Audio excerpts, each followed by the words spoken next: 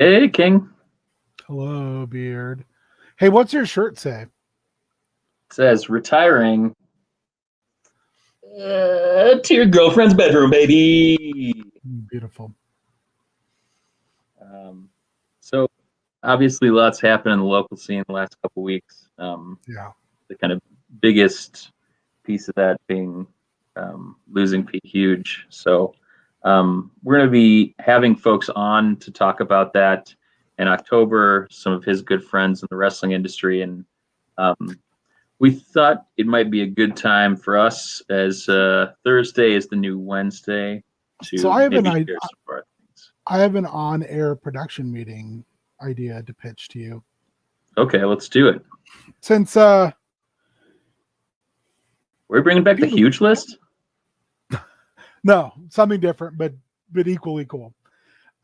Since Peter was such an important person to us and to everybody else, such a good ambassador.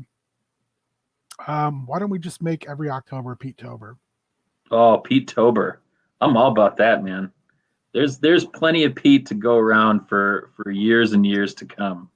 People, I don't know if people who haven't been listening for full 9 years. I think we've done like 12 hours of interview with Pete. Yeah. Half of them at one time. Yeah, Also, Pete has been the guest that has been on the most. He's the only wrestler that's been on in double digits, whether it was like a three-parter or calling in. He would also call in when he knew we were recording and like just do awesome stuff. So, I mean, it really is like, I think would be a appropriate way for us to constantly and consistently make sure that we just take time to I don't know, for lack of a better term, honor somebody who's been on the podcast more than some of the people that are part of our very close-knit group.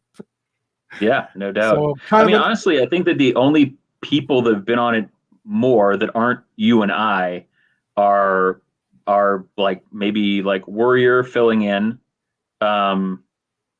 maybe like from the early episodes, like the old school Loogie crew for life. I honestly think he has more airtime logged than they do. Probably. I think Nate might be the only one because Nate has come for every anniversary show. Randy too. Randy, it's really close with Yo Randy. Yo Randy has come on to, and also Yo Randy has now spread to other podcasts as well. Yeah, I saw that. Just on that Taker tip. Hey, we talk about what we know. Yeah, he knows Taker. He's a Taker I like historian. to think that we know.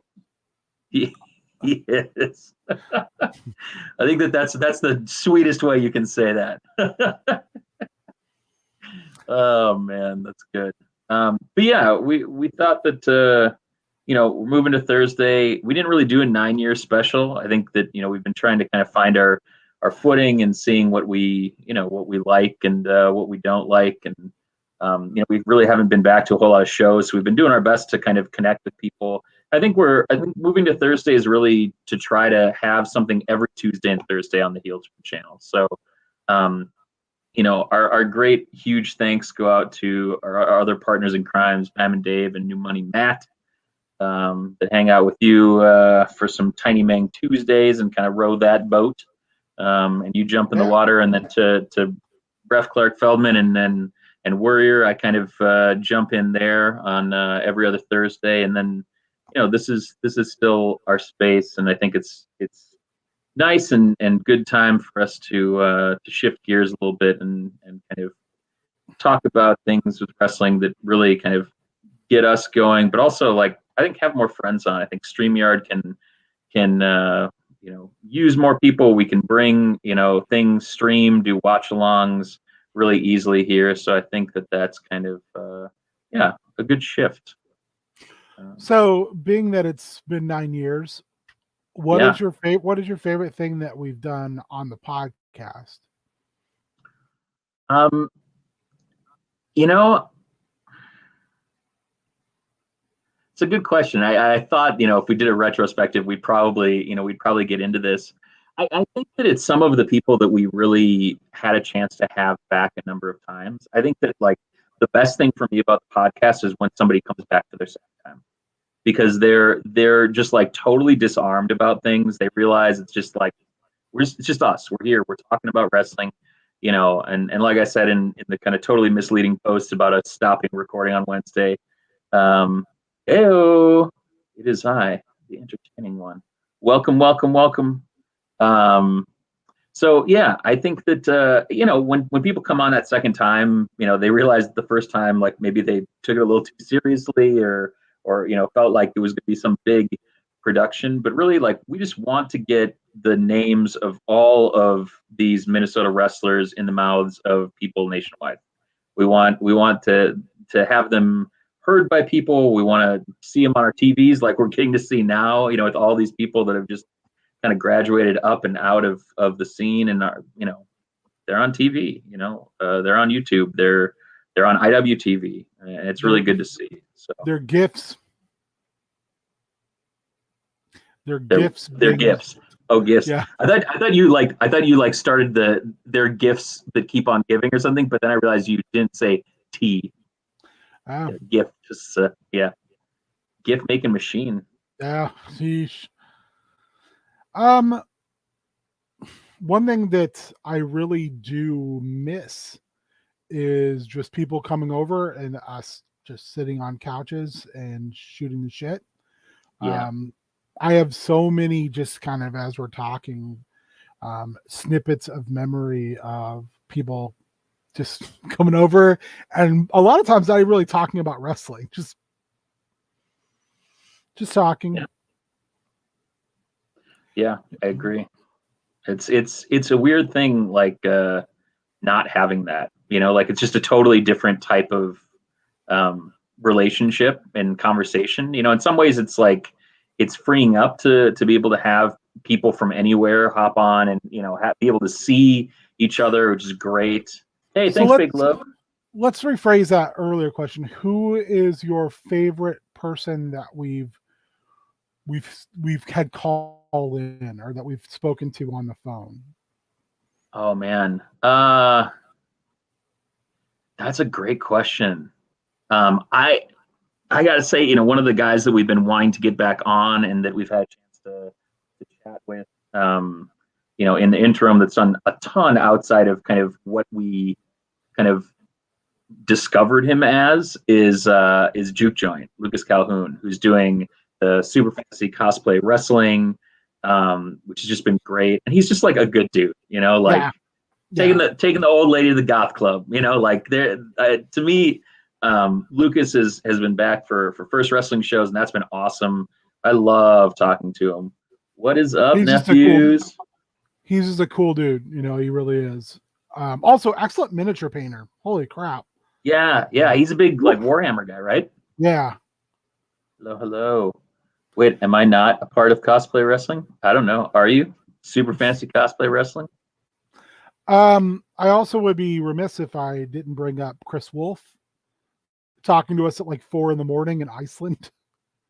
Yeah. Oh man, that was amazing. Chris Wolf was really, really cool. We've been really lucky. Zane Riley, a lot of folks, across the country. We talked to Zuka numerous times. I think we've talked to Zuka almost as much as he has belt around his waist and on his shoulders right now. That dude is belt collected all over the Atlantic. But we've had a lot of interesting folks who we've had the opportunity to chat with, and Bryce Remsburg on multiple occasions. I think on the local level, though, this is good, but sitting in that basement living room and listening to like Karen Huffman have a pun off, or Ryan Cruz bringing over beers and like, we're not done until we finish this, or Laura and Stonehenge and Laura discussing why why no one needs lead singers and who he would like to smash. Yes. Things like that are just great. I mean, they're just those conversations where we just talk. Playing the wrestling game with Wayne. Oh man, that was amazing. I Was would love super fun. Wayne's another person that is Wayne's awesome. so untapped. And I didn't know Diamond Dave said that Wayne hung up the camera. That he just felt like it was a time to kind of step away and not. Yeah, I mean, I know that he'll be missed around the ring, but I hope he'll still be around the ring because I think Wayne's a favorite to see at everything. For everybody who's watching Fantasy Super Cosplay Wrestling, their page on Facebook, they usually do wrestling. It's with kind of real professional wrestlers, everybody from like we said, Juke Joint Lucas Calhoun to Kimberly. Really amazing, and just comics and all sorts of fiction, sci-fi and movies and stuff. So they're great. They just did one. They're just starting to tour again. Jake Manning was on that when it was here locally. Darren Corbin and Eric Cannon were on. Eric Cannon wasn't on. Oh no, sorry. Well, yes, he was. I mean, Yukon Cornelius was on. Yukon Cornelius. I would also say, like Thunder Frog coming over and just hanging out in his skivvies and yeah. Well, after spilling. I don't know. It's just we had that one episode that we lost due to Windows 10 reboot. Oh, the Scott story? That was episode 60.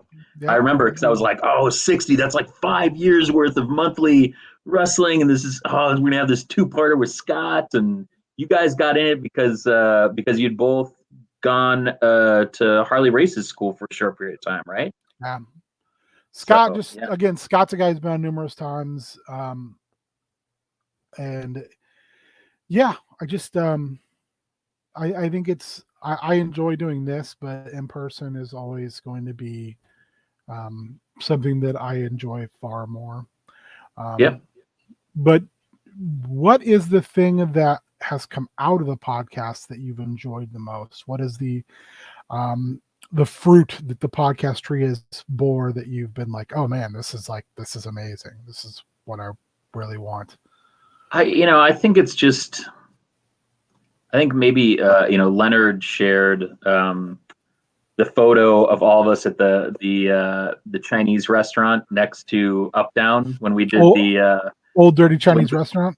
Yeah, when we did the anniversary or the holiday show there, and to me that's like the best thing that came out of it. It's just like hanging out with wrestlers, just as friends, going over, getting some food, and seeing wrestlers who don't always interact with one another or haven't interacted in a long time, like Pete and Leonard, like chopping it up about like the cable access wrestling, and like that like took over that conversation, and it was great. It was just like being able to sit back in a room and have like people that might not have reconnected if we hadn't just been like, hey, like everybody come in, drop by, say what's up, and people end up kind of either connecting or reconnecting around their love of wrestling. I mean, I don't think that there's anything better. I think that led to spin-offs like us doing Dive Club and like Warrior and Clark and I going out and just going to a dive bar and just like seeing who shows up, and having the folks stop by, Allie and Russell, Leonard and John Maddening, Fight, PowerPoints. Yeah. PowerPoints. Oh yeah, baby. For days. Oh, for days and days. I would say that is. How about you? I would concur. It's the people. I would say we both have been fortunate enough to meet some folks who have had profound impacts on our lives. We've met people that. Okay, so one thing that I say a lot, or did say a lot, was kind of like, I've always heard, don't meet your heroes. And you went through a whole thing where like we had a whole year where you were like, this is the year we meet our heroes. Yeah. And I would say that hindsight being 2020 and some people turning out to be not who locally and nationally turning out to not be who they say they are, is disappointing. But at the same time, there's people who I had thought were pretty unapproachable or were sorry. No, who were, or who I just didn't think I'd have anything in common with or or, a lot of different things, who have turned out to be some of the best people. And, being able to have conversations beyond just wrestling with certain folks is, being able to share music with Lore, just like, have you heard this? Like, you need to hear this, and getting messages back like, oh, now great. Now I need to go buy a cape, things like that. Without this, there would be no D&DDT. I mean, I'm sure he would have come up with it at some point. I would never have gotten to watch Riley Jackson roll up a Dungeons and Dragons character, which is one of Interception, my favorite. baby. Yeah, what interception score? Why do I need that? That has been one of my kind of favorite little things. Like Clark's a great example of someone who I've gotten to know and I would call a friend based upon this. Same with Warrior and Nick. Yeah. Silverback, those people, they weren't, in the beginning, that circle we had with Loogie was big. Yeah. And then it shrunk and it was just you and I, with some people as distant satellites.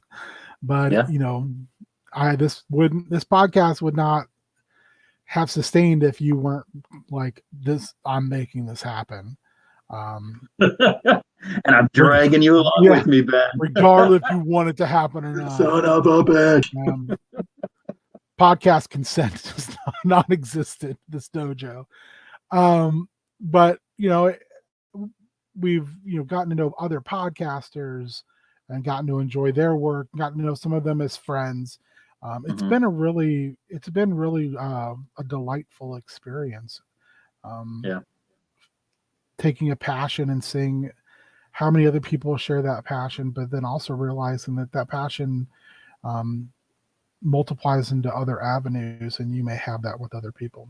One of my great joys right now is whenever we play Minecraft online and we get a hey nerds from Shannon when she jumps on, like every time, what's up nerds? That type of stuff is like invaluable as a human. So I don't know. I think that it's pretty cool. It's been a pretty cool ride, and that's not to say anything of commentating. Yeah. So I would ask you about commentating, Beard. Yeah. Now that we really haven't done it in a while. Yeah. How do you reflect on that? Like, what do you, looking back on it, pros and cons, and are you eager to do it again? Pros and cons. Pros, I don't think there's anything better than what JDX said when he joined us when he was hurt that one show at Uncle Mike's, Spelled Like It Sounds. Was that an MWA show? Yeah, I think it was an MWA show. Yeah, at the Emporium. But he we took our headsets off at intermission, and he just turned to us with this like big smile on his face, and he was just like, "This is great. We just get to sit here and like put the boys over." And I was like, "Yeah, man, that's it." I mean, to me, it was the most natural extension of what we do on the podcast. I mean, in its best self, to me, I think our commentary was when we had this rapport and we were like, I think it's the same thing when we're bouncing things back and forth when we're doing interviews. We're just genuinely happy to be talking with people. And to me, the commentary was the best extension of that. It was helping to tell that story in whatever way would get get the workers over. And I think that that's what made commentary really special, and something that is, just a huge pro in my book. I would love to do commentary again, whether it's, that kind of long awaited, Piss Palace debut, or if it's, I take that back. You never got a chance to do that. I did get the opportunity to go when Scene won the title, and Nick, and Josh Kalisto, gave me the opportunity to sit in on that title match, and it's one of the things I'm most appreciative of. Another two great people. Like, I know that we jokingly we'll talk about Kalisto sometimes, Yeah. but Kalisto's a good dude. Like, he may not be the most outgoing dude, but he's a good dude. And Nick's awesome. Nick Kodak is a gentleman and a scholar, and he's always trying to find ways to make everything around him better. And I sincerely just appreciate him as a person. I know we don't probably talk about Nick Karen enough either, but Nick Karen is the same way. Nick, I've rarely been around someone so driven to just see things better, whether they're in his hands or not, and being frustrated when they're not better, when they could be so easily. Mike, again, I may have never gotten the chance to know Mike, but Mike's a great dude as well. He was kind of a perfect fit. He busts his ass. He took everything that needed to be done seriously, and he got better, like, at camera work. He wanted to be better at it. Warrior is one of the single funniest people I have ever met. I have rarely met anybody who can quip that fast, that consistently funny, who's that witty all the time. I mean, it doesn't shut off. There's a reason now on Down Outlands that he puts all that in the chat rather than saying it out loud, because otherwise it would literally just be 2 hours of Warrior comedy. And even then, which also isn't a bad thing. I would take 2 hours of Warrior comedy once a week. I always say, like, I would undoubtedly take an Ultimate Warrior show. Yeah, he's great. In general. Yeah. He's just he's a great person. He's just a extremely good person. David, we're not friends if I don't ever become friends with your brother. So no doubt. And I think, again, David works really hard to try to buck the meat board sandwich style. And Chris Huffman, I think, sets the tone for that. Just because Huffman, when the creative leash is off on Huffman, the stuff he makes is nuts. And then we wouldn't have moments like this. No, it was one of we would not have moments like this. We would not have moments like this, which that's another thing that I think that I didn't mention, but was one of my favorites. Getting to go to other promotions outside of Minneapolis and see some of our favorite people wrestle is great. Also, like, having worked with them before, like talking to people beforehand. So when you get there, it's almost like old home week. Yeah, absolutely. You're saying, Chris is another one. Vlad, oh my gosh, what an absolute treasure of a human. Just unbelievable. But in our small circle, and then on top of that, Doug doing so much behind the scenes, making things, making the wheels turn, and never hesitating to do so. And then I would be remiss if I didn't mention Nate. Because again, Nate and Doug are really good for telling us when something is good and when it's not so good. And just like in that, like, great understated way, like, Nate is so, like, kind of dry about it in some ways. It's why I love playing, like, D&D or role-playing games with him too, because he just has such a good sense of humor, but also just like a good sense of storytelling. I think that's why I always like watching wrestling with him too. He just has like a really good eye for everything, Of everybody we're friends with, Nate has the best sense of timing. He is the best utilitarian person because he can fit into any group, and he always, and I don't know if he even knows this, he always fits. He always has a niche because out of everyone we're friends with, he probably consistently says the least, but everything he says has weight because it's timed very well. His opinion's timed really well. And that's a perfect picture of it. That's kind of a solid core of folks. Your brother's not in that picture, but old JDX is. Yeah. Lies. I still haven't found that thing on the menu that's named after JDX. I mean, and there's other people too. I mean, I'd be remiss if I left out Oren Veit jumping in on commentary, and for a pretty huge period of time, Oren was pretty heavily involved in like everything we were doing. So, and also I think brought a great energy and a great understanding to not the podcast so much, but the commentary booth. He took that very seriously, and he desperately wanted to put people over, which I highly admire.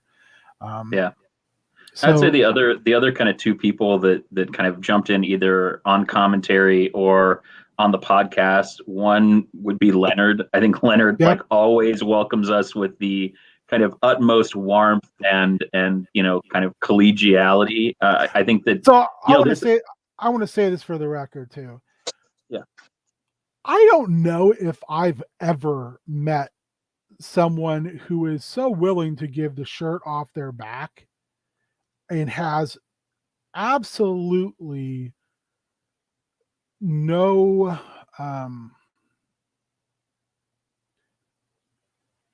sense, and I don't mean this in a negative way. His personal sense of ego is so put aside that I think he would compliment his worst enemy before he would accept a compliment. Just such a good, selfless human being. I mean, amazing dude. So I agree. I mean, completely. I didn't mean to interrupt you. I just wanted to make no. And then I think the other folks that again, I think kind of going back to where we started, that were more generous than they ever needed to be with us very early on is Junk Squad. I mean, I think that if GA and Pete hadn't taken a shine to us and our stupid back row smarking, as GA liked to say, the stupid is my insinuation of the tone that he. Oh yeah, I got a question. I have a question for you. So it was kind of obvious that Pete liked this. Yeah. Because Pete was immediately like, "Hey, come in this Facebook Live video. Come do this. Hold the flag for me." Look sad in the background. Pete that video, by the way, I don't know if you've rewatched that, but you like looking crestfallen and then just shaking your head as he's talking about like the things that happen. So Pete like just there's people in wrestling kind of I felt like that as like one of the parts of my job is to know when someone is trying to play me a little bit, just because if I'm dealing with people served and they have mental health or substance abuse, or they will play games, and it's important that you realize that that's what's going on so you can kind of circumnavigate that. Or bargaining or any other thing. Yeah. I think that we have seen that in wrestling. Oh yeah. Pete, though, that was like never a thing. No. It was just genuinely like, oh, you guys are really fucking loud. And you are really into what I'm doing. I really appreciate that. And then it was us like saying, we really appreciate you. And from there it was that getting up. So Pete was like pretty early. Yeah. When was the moment you knew that GA was like, okay, you dudes are all right? Because I know what it was for me. I mean, to me, it was the first time that he sent you a lucha match. That was a good one, but that wasn't it for me. All right, what was it for you? Is it shitty little kid Holy Nativity thing where he was like, so you guys are going to be in the back row smarking, right? And we were like, GA, us, back row smarking at your church show? No, we'll be there back row smarking with mustaches on, so you can't tell it's us. Which we did. Yep. We all wore mustaches, fake mustaches. Also, those shows are like Children of the Corn. I've said it before. I'll say it again. Yeah. They will eat you alive. So mine is the drive-by minivan muscle pose. Oh God! On the way back from Chanhassen. Yeah. So we're driving, and it was like 10 someone o'clock. just starts honking, and there's like nobody on the road, and GA is like driving stuck out the window, no shirt on, flexing, and I was like, all right, that dude thinks we're okay. Yeah. God, I forgot about that. That is a memory that will stick with me. That, and I always loved. I always know that he, again. So Pete would ask us what we thought, and we would be really honest. We try to be honest. I think we've tried very hard to, for a long time. Yes. The mustaches. For a long time, be like positively honest. But I think we also took the Mitch Paradise advice to heart, where he was just like, hey, don't sugarcoat shit. Be honest. People who really want to get better, they need to hear it, and they will listen to you. Which I still don't know if that's true or not. But I always loved how when Pete would ask us, and we'd be like, "Oh, that was not good. That was like I did not enjoy that. That was dumb." And he would be like, "Yeah, it was dumb." But I always loved when we would like eat dinner with GA or whatever, and he would ask us, and we would tell him. I could always tell when he agreed with us, not by him saying yes, but when he got frustrated enough to go eat at a different table. I always felt like that was his way of going, I agree, but you assholes don't get to tell me that was bad. Which again, Chris is just such a good dude. And yeah, when he started sending lucha matches and like saying, like, do you see what's going on in this? Not like, do you enjoy the match? Or like, do you know about Maestro? When he said, like, shit, do you know Maestro? Amazing. And we were like, what? No, because I mean, I think we've both always said lucha is like our big gap. We love Puro. World of sport. I think that, absolutely. But that's always been that kind of gap for us that I think that it was really, kind of glaring. And that's why I say, when we first sent those matches, and I think that the other thing, like, that was when I was kind of like, okay, GA doesn't think we're assholes. When I thought that GA actually liked us was when you went, so I have this lucha mask that might be a good fit for a friend of yours. And he was like, you should send it to him. And I think for me, when it would come to something like that, is like, I always felt like that was a thing that it wasn't just meant to like be entertained by these matches I'm sending you. It was like, be a student. Like, you guys say you love this. Yeah. I want to see it. It was almost like when we would talk about it, then I felt like it was a teacher saying, show me your work. And I can never, again, there are so many things I can never repay.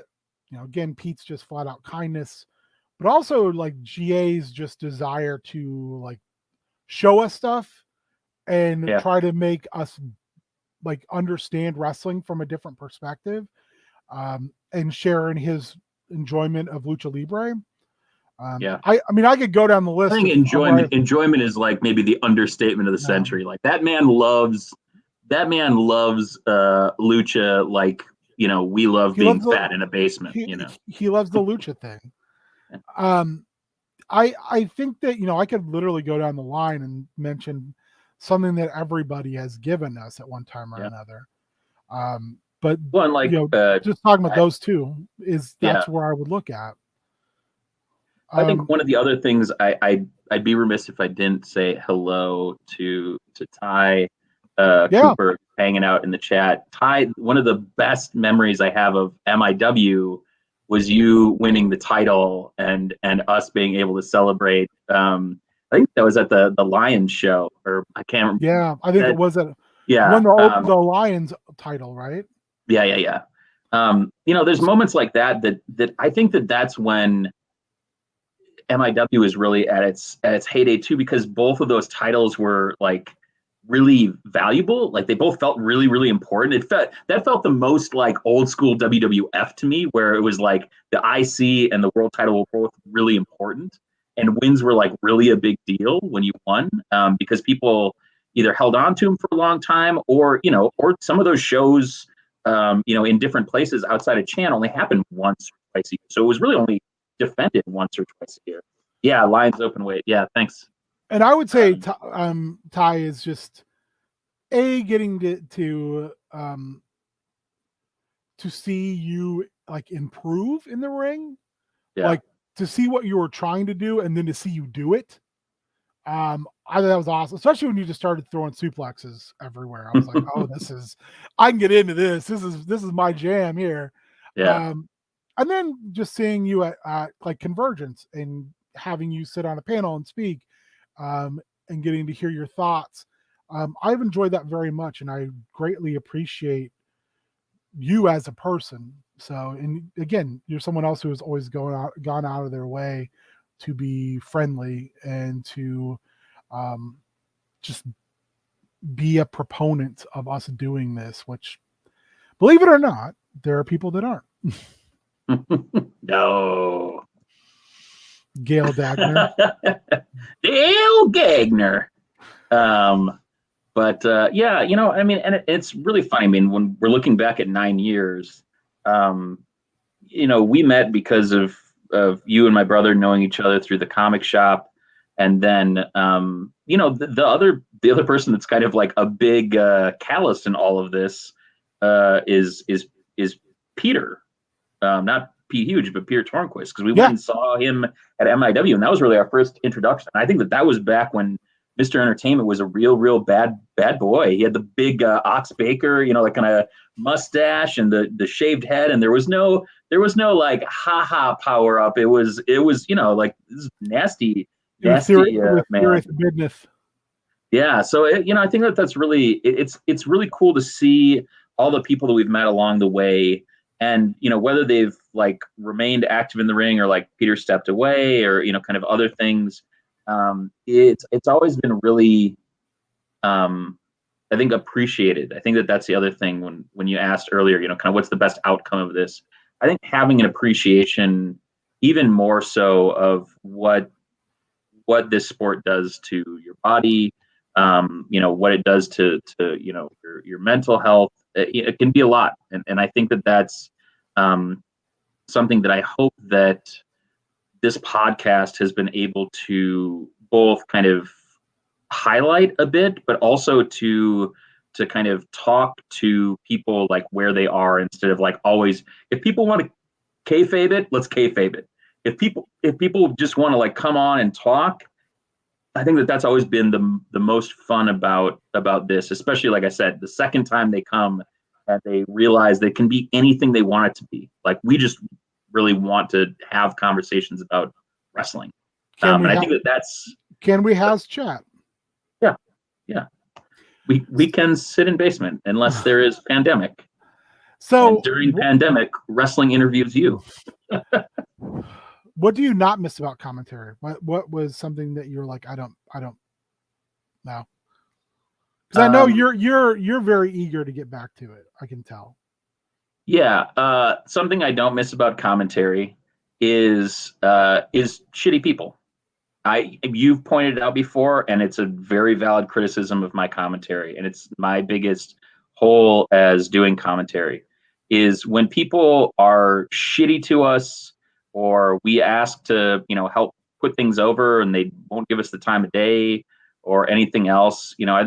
I think that when our job is there to make you look good, whether you are the shittiest heel or the babiest of baby faces, and you can't be bothered, like we're not telling a story together. And I mean that kind of in a very authentic way, is we just want to contribute in whatever way we can, and whatever that collaboration is great. It goes from one end of the spectrum with Riley Jackson having 3 new named moves every time we talk to him, to people completely blowing us off. And I think that everybody probably knows the people that, have not been, as gracious as others to us. And I don't think that that's kind of any secret. But it's really hard for me to call matches for people who honestly couldn't give a shit in the ring or can't be bothered to like collaboratively, kind of work to get not just themselves, but it bugs me when they don't give a shit enough to get the people they're working in the ring over. And when we could help that out and help elevate somebody, to me, that's like not only a bad business, but it's just being a bad colleague, and in a profession that's completely based on, the kind of tantalizing, nature of who are we going to go see this week? If it's the same shit over and over again, and it's the same people we've seen for the last 10 years, it's not going to be worth a shit, right? But if there's older folks and younger folks, but you and I both know it can be. If you it can be absolutely no. You can have people who have feuded repetitively all over the place, but if they're constantly adding new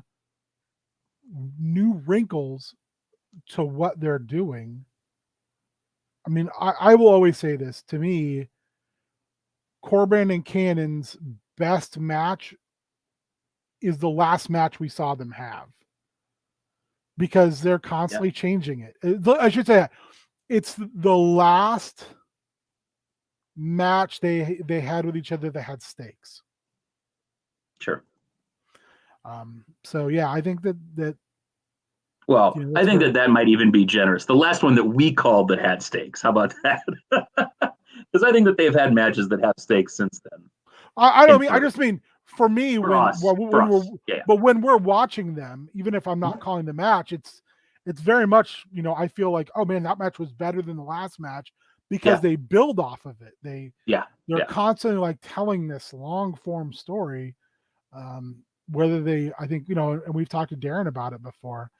Sometimes I don't even know if they realize they're doing it. And sometimes it's being done very deliberately, like talking to Darren about the whole look back thing at Evian. And how like that to me was so good. It was such good storytelling, and him saying, that definitely was planned. That's something I planned on doing because here's why. And that idea he had carried out so perfectly in the execution was tangible. So yeah, I think that you can have those matches. GA's had a bunch of matches with the same people, and he was trying new wrinkles all the time. And I admire that greatly. Like, telling the story, but telling it differently. I would say too, when it comes to calling matches, do you look back and see that you evolved? And if you evolved, how did you evolve in your commentary? I think that the big switch for us was I think that once we were kind of asked to do commentary, and you and I realized that we needed a wrinkle besides the two of us. I think Warrior, at the outset, like noting that we were enough for a podcast, but I think both of us looking at it and saying there's something that we need, and advocating to have a three person booth rather than a 2-person booth was really big. But I think that, even early on, as we were trying to like figure out the dynamic, once we had that conversation about how Corey Graves had been told that you don't always have to be a heel or a face announcer to have that dynamic. What you have to do is you have to love people and you have to hate people. And so when we started making that matrix of like the people we cheer for and the people that we like actively root against, I think that changed our dynamic in a way that was really, really productive, because it allowed us to all talk about things from a merit standpoint, but then also be the person that was like blinded by that. And to me, in a 3-person booth, that allows one person to be the analog for the listener or the viewer, and it allows the other people to play the kind of angel devil on the shoulder a bit. And I think that is in my favorite commentary booths, whether it's 2-person or 3-person. There's always that middle ground, and then that swing that really can kind of advocate for either person in the ring as being the best professional wrestler, legitimately. And it doesn't sound like it's just pandering or just like, oh, the heel announcer likes the heel, face announcer likes the face. This is the greatest night in our great sport. Yeah. To me, the one of my favorite booths of all time, although short-lived, was able to do that even with 2 people, and that was Paul Heyman and Jim Ross. Yeah.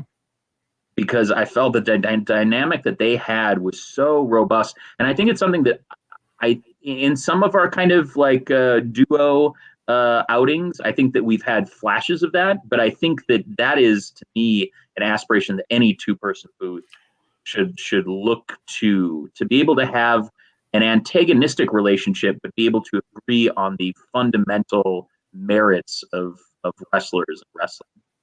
How about you? I mean, I think that we all kind of slid into our own roles. I think I probably got a little campier as we went along, but I think that if Warrior was the kind of comedy, or the kind of lighthearted, kind of blue-eyed baby face, kind of happy to be here, but like knows his shit so well, and I think I was probably the kind of person that moved things along. I think that you are undoubtedly the kind of, you're an ideas man, Michael. You remember Fuck Mountain? I got proved that with Fuck Mountain. I hate my commentary. Let's be honest. I will never like it. So don't talk about your commentary. Talk about our commentary and your role in it, because I know you like our commentary. I do like our commentary. I get very frustrated with mental mistakes I'll make. And there's been times where I've been frustrated with all of the commentary, and I'm not afraid to say it either. I get real pissed off about it. I take it very seriously. I mean, so what are your pros and cons? What are like 3 highlights of our commentary for you, and what are 3 lowlights? Let me do the lowlights first. I mean, I can tell you what the lowlights are. I bet you I can. Finley roll. Do you remember how you were so angry about that? I was so mad. So I can't even remember the match now. But what's it called? It was a Finley roll. But, Green Bay. Yeah. Now I feel less bad about it. Yeah, who gives a shit?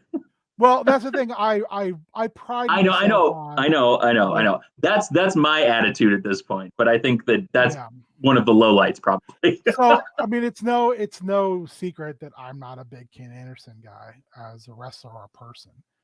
Oh shit! I'm gonna have to return that Christmas gift then. Yeah, no shit.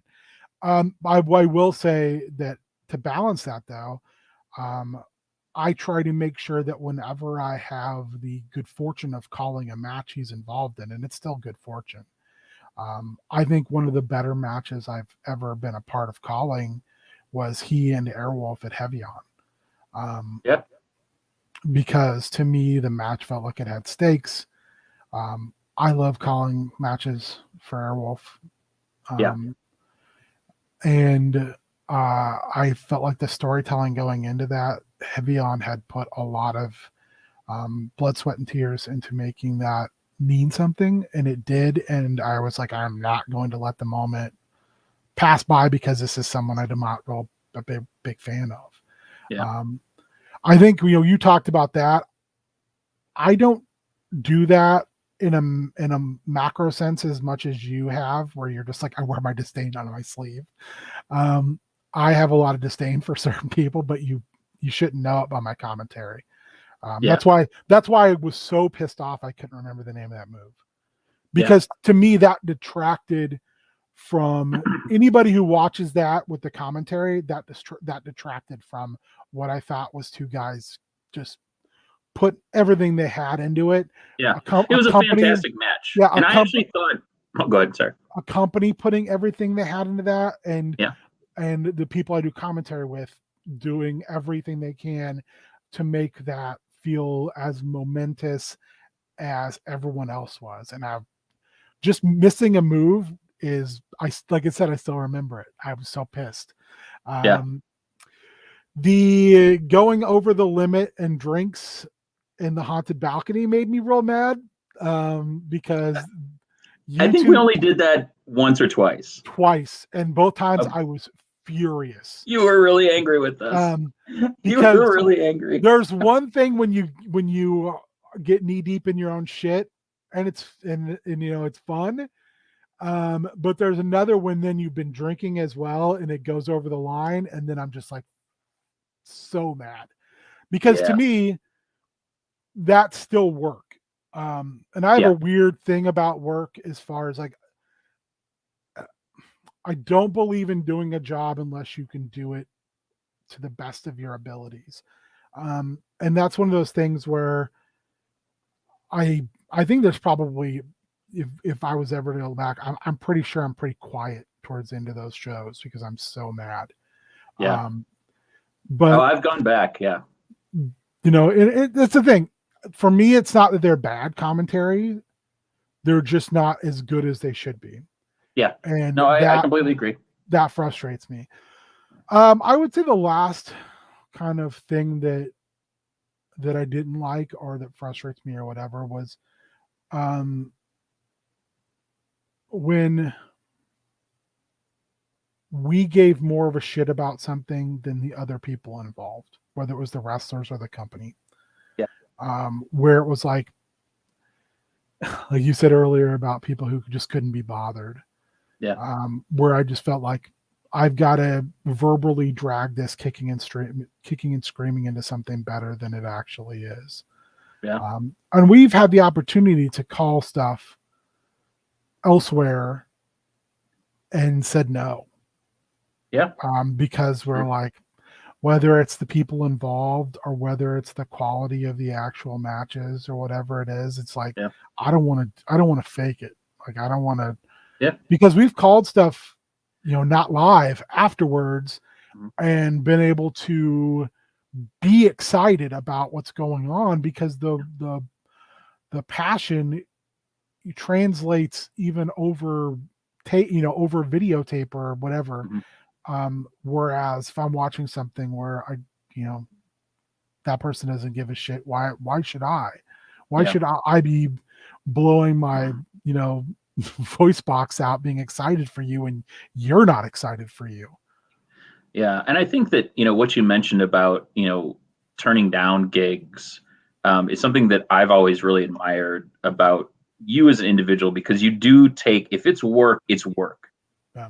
and you take that very seriously, but you also take very seriously what you consider work and who you're willing to work with. And I think that that's one of the things that we've felt really strongly about the further we've kind of gone along is that Oh, it could I've been tempted. Testify. I've been tempted to work with certain people because of just the desire to see them be successful and to feel like, sure. um, I could help them discover success.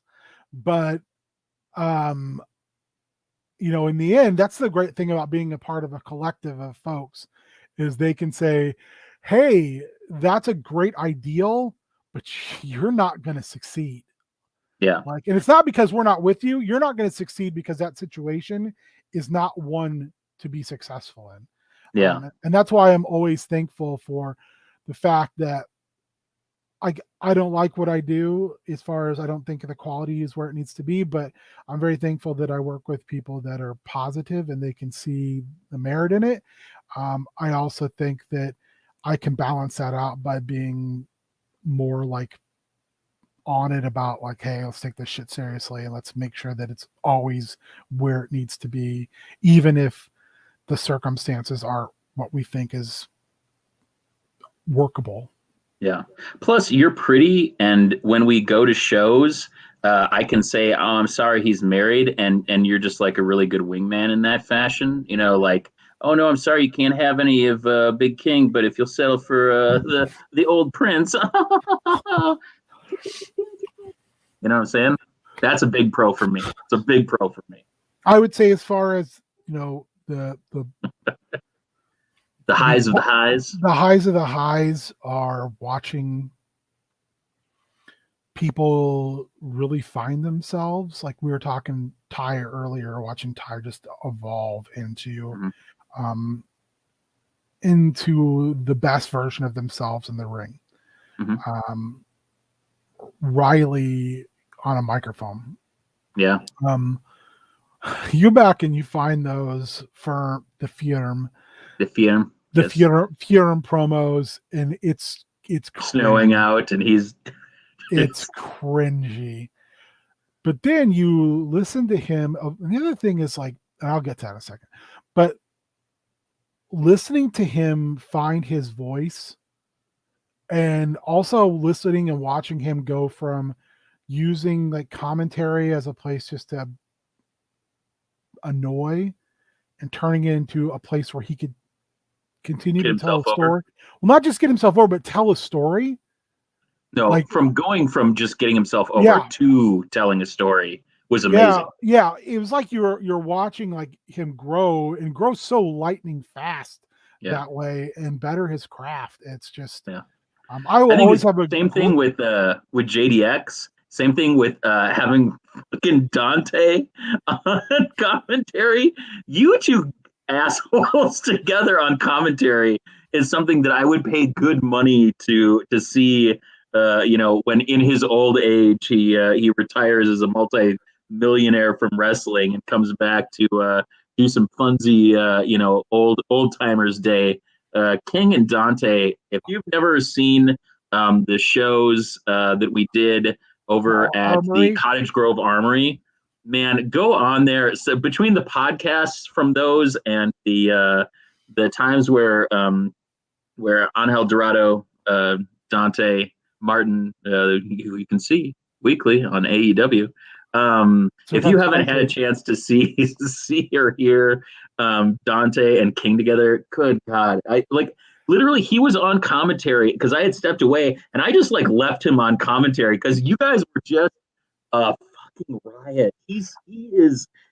If you don't love Dante, if you have not become a fan of Dante for the fact that gravity has forgotten him completely, fall in love with Dante because he's just like one of the genuinely like nicest, most like passionate, ambitious, like lovely dudes out there. Like those two deserve all the success in the world because they have also just been nothing but gracious and like it's weird, right? Like even at the earliest, they're in high school or just after high school, and we're some like 30-year-old dudes, at the time that were like, hey, talk about wrestling, and they're just like, yeah, sure, Does this yeah, smell I'll like fucking sit in. No, so one thing I'll say about that is, like, to me, Darius and I have not had a lot of conversations. Darius is very professional. Actually, Darius reminds me of Pop that way very much. It's just like, work is work, and I admire that a great deal. So I don't pester his work. Darius is like Dante is one of the funniest dudes. He's just like, he would just like run by commentary and yell about his Instagram page. Yes. Which I thought was I a riot. So that's like, up there with the Sonny Ono drive-by oh, where you just like stopped doing commentary and had a fucking chat with Sonny Ono on his birthday also about super nice dude. But like, Dante is, again, he's another very witty guy, but it took like we would ask him to come on and he'd be like, no. But then he would run by and be like, on Eldorado on Instagram. Like, we just come on the microphone. So Lucha Angel One, Lucha Angel One. And he would do it over and over again. So once he came on, he again such a like, his enthusiasm is contagious. He is one of those people that, I mean, if you think his wrestling is something where you get hyped, just him talking and the excitement and the humor and just his passion just radiates, and he's such an easy person to be like, you're the best. You're Yeah. you're just like so much fun to be He's around. so easy to cheer for because he's so like easy to hang out with. And it's You know? it's a lot like I in all honesty, this is gonna sound weird. JDX is the perfect combination of those two gentlemen. Yeah. Because Yeah. Absolutely. he's as businesslike as As Darius Darius. is, but he also, and his is not as outgoing as Dante, but it's there, and it's usually with a wry smile and an intelligent comment. But all those gentlemen are so supremely gifted, so supremely driven. Yeah. And I would say, barring significant injury, will be some of the most successful people that we've ever been around. Absolutely. And beyond that, just joys to converse with. Yeah, yeah. And having them, talking about kind of Darius, Dante, and JDX also makes me think of, when you were talking about Riley earlier and Oren kind of even earlier, having them as a stable when we were doing commentary was also that like really great kind of intersection of all of those things. That kind of like wry, kind of childlike almost kind of glint that JDX gets in his eye was like totally Riley at the time, kind of like trying to grow into something more. And Oren kind of always had a little bit of that like snarky, bitchy attitude, but had the kind of drive to kind of want to elevate other people, which I think is probably his best quality in the time that we've worked with him. Like he could be a son of a bitch at times, but there's very few people that I've met that like genuinely wanted to get other people over. Yeah, I don't think there is anybody else who was like, I'm gonna get you over whether you want to get over or not. Yeah, yeah. Which is funny when you know that, and then you hear like him talk about the last match he had in Showtime with Pop Pop, and Pop Pop was like, "Do you want to go out there and fuck around? Or do you want to go out there and have a 5-star classic?" Yeah, and yeah. like he was like, he offered to do that for me, and he was like, I regret afterwards not taking him up on it. Yeah, instead just going out there and fucking around. But I also think that he realized when he had the opportunity at like Time Bomb that like, do you want to go out there and fuck around, or do you want to go out there and like really go? He went out there and really went. So, and I don't want this to turn into a or invite podcast. Hey, but it's not, dude. We've talked about everybody under the sun. Yeah, but and we can shine a little, What sunshine. I would say that is Oren is also one of the most driven humans when it comes to wanting to believe in being the best at what he does. And I would disagree with him constantly on the fact that he does not feel he's as talented a wrestler as some of the other people we've talked about. I think Oren is an infinitely talented wrestler, has a great mind for how he sees what's going on in a ring and wants to put a match together that has meaning. But he loves death matches. He just loves them. That's who he is. It defines him in that way. And I think it also makes him very different than the vast majority of deathmatch wrestlers. He's a wrestler who does death matches, not a deathmatch guy who wrestles.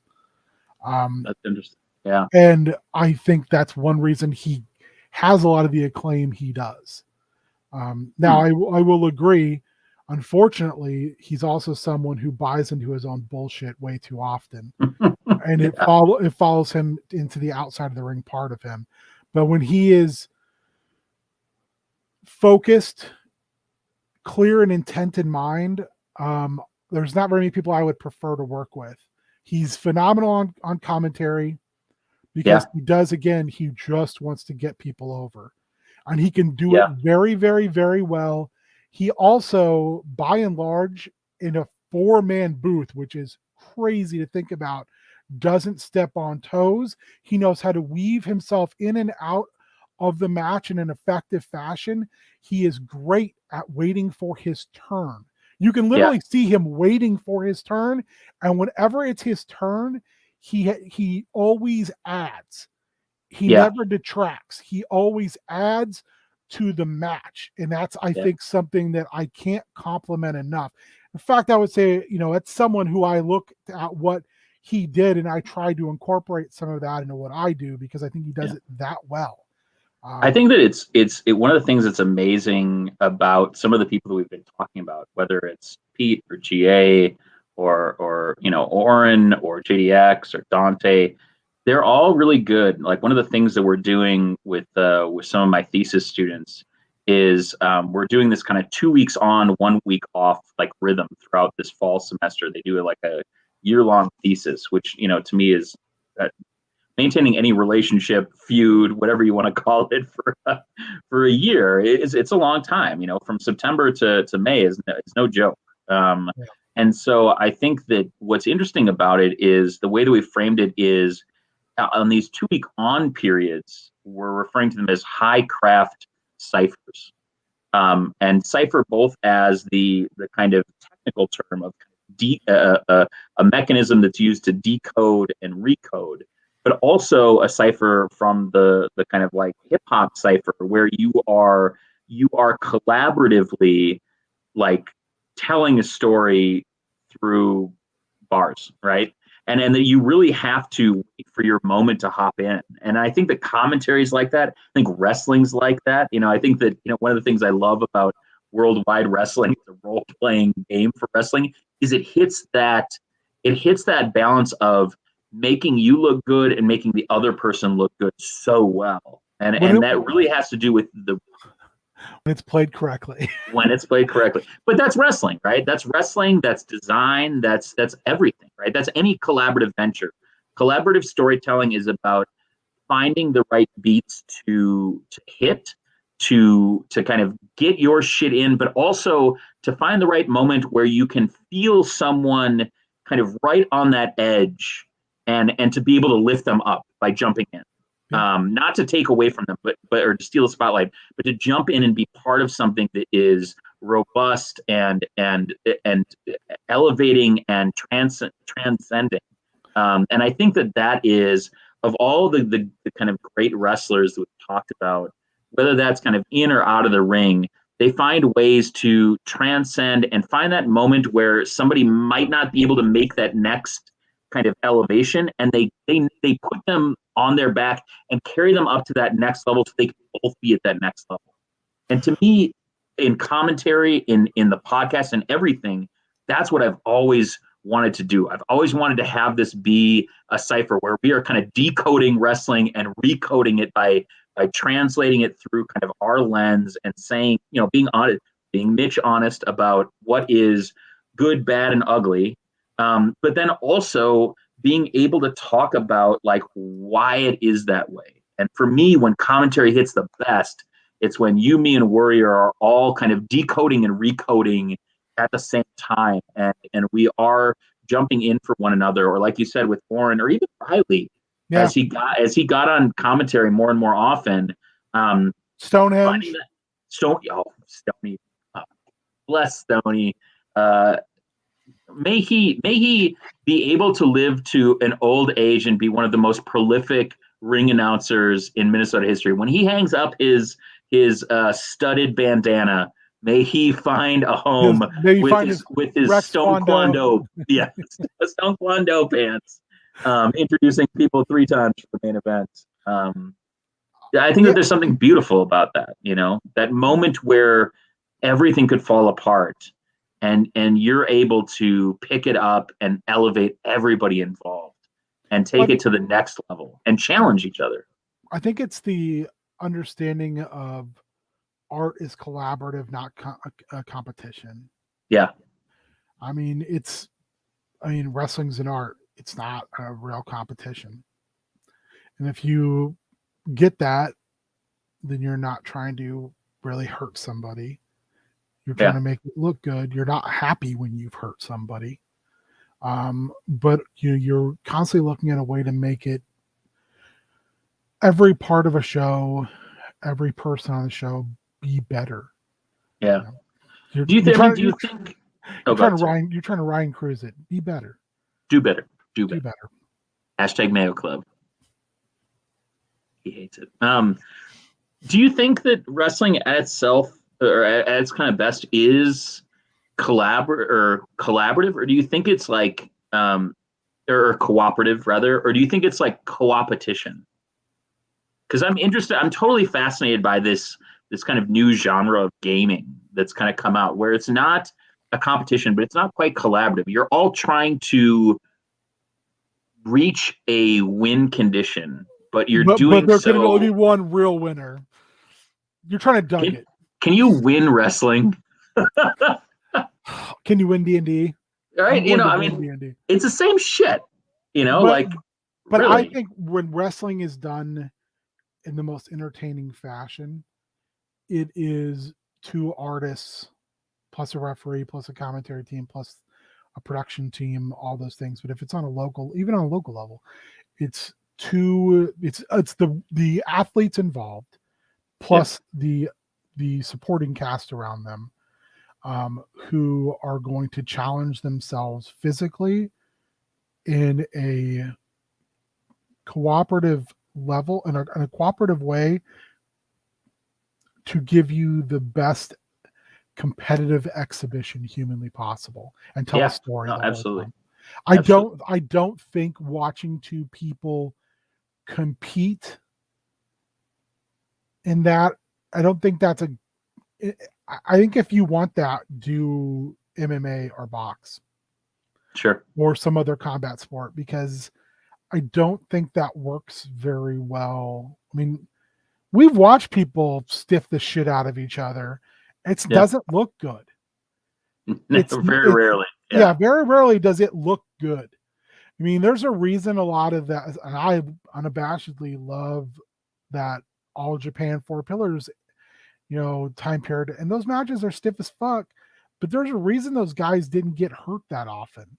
Yeah. It's because they took care of each other. And when you watch someone throw themselves off a fucking balcony,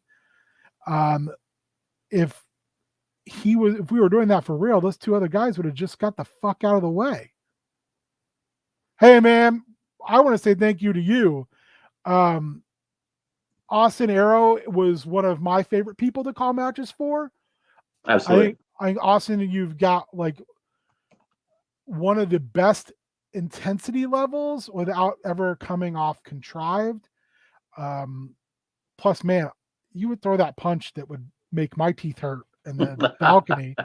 I really think that, being able to watch you and being able to watch Ali, some of the guys who are traveling and coming in, Bobby Brennan, Jack Ledger. Holy shit. Yeah. That entire group, watching Ali do a frog splash on two people in the middle of a submission hold was one of the coolest things I'd ever seen. So much height. Watching so many guys travel and ply their trade and just show how amazing they are. That's a privilege for us to have been able to call those matches. And it was super cool during that time period to be able to call the matches you were in, because I always felt like you brought it, as did your peers. People wanted to work with you, and I can give you no higher compliment than that. People would be like, "Oh yeah, I want to work with Austin."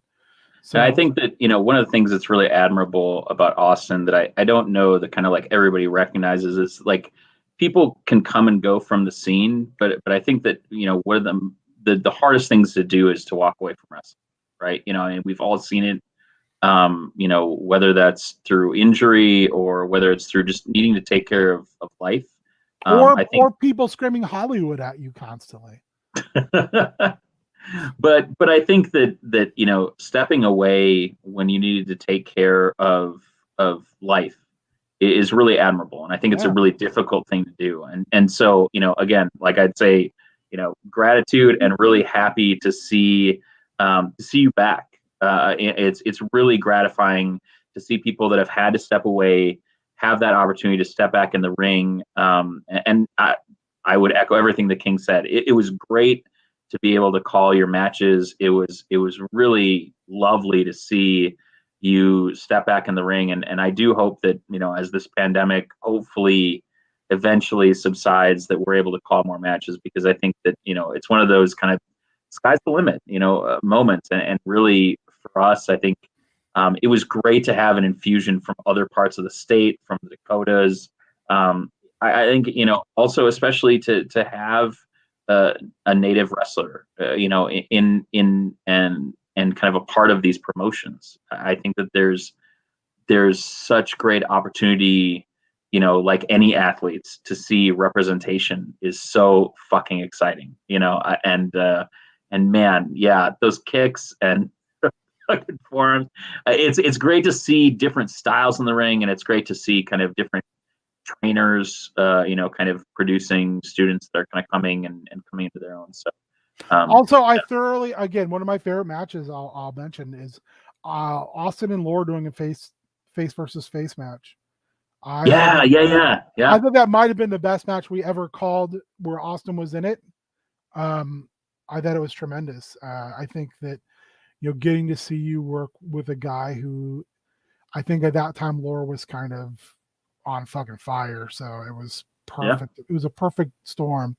And it's something that I think that we kind of argued for, is that like, it's okay to have face versus face, because they can have these like moments where there is, like we talked about in commentary, like, right, like the kind of face heel, like who do you love dynamic. And it was great to have, like, on commentary, it's amazing to have that opportunity where people are fans of two faces, and to be able to kind of like argue for one or the other creates this dynamic that like you don't always have. And that's a really beautiful thing. I think same thing versus like with heel versus heel, like it's a weird thing to call a heel versus heel match. But when you take that kind of approach that one of these people is beloved by one of the commentators because of their merits, you can really get into some rich kind of psychology of wrestling, and kind of why this person should be elevated. Even if you hate them, you should fucking respect them, Well, I think, and speaking of, I want to say, Andy, I wanted to bring up your comment. El Dandy. El Dandy, graduating from young boy Andy, coming out to the ROH shows. Thank you, man. It's lovely. It's been hard not to see anybody, and really, like, King and I basically are the only people from the Loogie crew that have really seen each other. I literally saw Nate for, like, in person, Nate and Warrior and Joel in person for the first time in like 6 months, maybe. I think Nate may be the person that I've seen the most outside of you, King, during this, only because we felt okay going outside masked and playing Pokemon Go. But really, it's been hard to be away from everybody. It's been a bummer.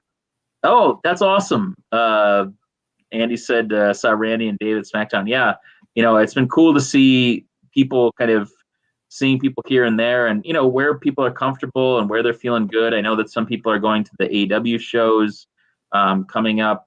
So I hope that and I think there's Wrestlepalooza this Friday. I'm not going to be there, but I think that as people kind of can feel comfortable and absorb risk, based on their own situations, I hope this all ends at some point. We can all hang out on King's driveway, or we could go to a, God forbid, an ROH show. Maybe Hopkins will become cool again. Sans Michael Elgin. And guy. I hope that this is something that we'll be able to see. I'd love to see and call Austin Hero matches. Love to see El Dandy. Love to go to Perkins. Yes, Perkins. Oh, give me a tremendous 12, baby. Give me that chicken. Give me that chicken finger sando, baby. Give me that sweet appetizer platter. And let GA sit with us until he gets tired of us being critical of the product. He ain't booking anymore. He don't give a shit. Come on now, GA. I do miss Loogie as an entire as a entirety. But as a family, man, like, it was great. I miss it. I am and I won't be going to anything anytime soon. So yeah. My health has not gotten better. Yeah. So I have to be extremely careful. Yeah. But I would say, additionally, things that I do miss. I miss other people's enthusiasm. Yeah. Um, John from Heavy On is one of my favorite people just to watch be excited. Yeah. Because he is Absolutely. very much like he is just like, if I think it's cool, I know you will think it's cool. And then it's Yeah. just, I can't tell you, but let me know what you yeah. think when it Oh happens. Yeah. gosh. You'll That's know when it happens. that's my favorite stuff. Like we don't know. I mean, we Yeah. ask not to know. Yeah, absolutely. That's By part of and our large. commentary. That's a Jim Ross thing. He said, like, I don't want to know. Like, if you need me to hit big bits, if you need me to put something over, like, say you need to put this person over, but we don't know the outcome. When we're doing commentary, unless we've booked it, and even sometimes when we have booked it, we don't know the outcome, especially Heavy On. I mean, Heavy On is the greatest kind of joy to call. Big Log, thank you so Big much. Lobe, Have a thank wonderful you, night man. yourself. Big Log. We'll be getting some Dive Club action on next week. Now Big we're just Logue. alternating this like heel turn Dive Club on Thursdays. We hope it's a kind of a wrestling light evening. Maybe you're catching up, but we hope folks will be able to drop by and always appreciate being in the Big Log cinematic universe. We're all bit players. We are, we are. We're all stars now in the Log Show. Yeah, I miss But, it. I miss that. I do really miss like I don't know. That one sticks out to me all the time is John just being like, "You're not going to believe what we're yeah. going to do, and I'm not going to tell you about it, but you'll know when you see it." I also How there's nothing how I are love you? You more good? than going to a first show and having John Maddening, like, running into John before the shows and being like, "Hey man, how's it going?" And he's like, "Oh, it's good. It's real good." Especially when you don't know everybody that's gonna be on the show. Yeah. Um, it's amazing. When every show for first turns into mystery vortex for PWG. Oh, dude. I mean, this weekend we have no idea what's gonna happen. Like You don't need to. That's what makes I it know, fun. You know I you're know. going to get great stuff. That's I, the I'm thing. I'm like super bummed that I'm not going, even though like I know like I'm trying to be responsible about that. It's so hard when I'm teaching because I have four different cohorts of students that I interact with on a weekly basis, and I can't risk it. I can't risk it. It breaks my heart because I would love to, as someone who's vaccinated, who double masks, who is like very fastidious in how I cleanse my body. In that You water know, like Minnetonka. yeah, yes. Yeah, I I guess. follow Prince and pretty much all Jehovah's Witnesses things, even though I'm not religious. I'm just like, yeah, let's do that. Anything that'll help. Yeah, I just can't. Yeah, no, I know, and it's hard. It's really hard to be away. For everybody that feels like we've abandoned our child. It's really hard to be away from wrestling. It's really hard to be away from friends and frankly people we admire. I mean, whether we've met you or not, like fuck, I want to see a Badger Briggs match again so much. I saw her wrestle at First Wrestling at Beers and Bruises, the third Bauhaus show, and fuck, I want to see more Badger Briggs. I want to see. I mean, best wishes to Northern Force, but also the stupid shit that Barrett's doing at Time Bomb and at Higher Ground. Doing interviews even though he can't be in the ring with heart condition right now.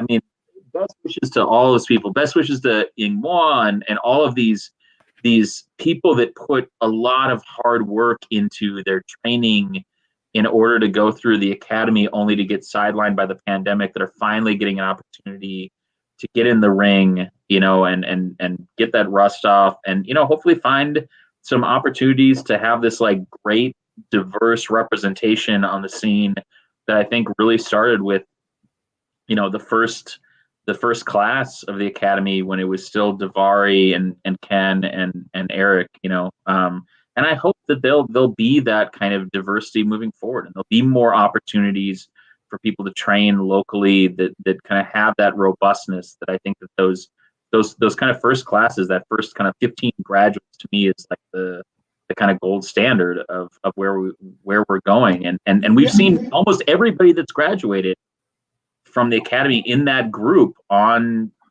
IWTV or on national TV, you know? I want to point somebody out we've forgotten.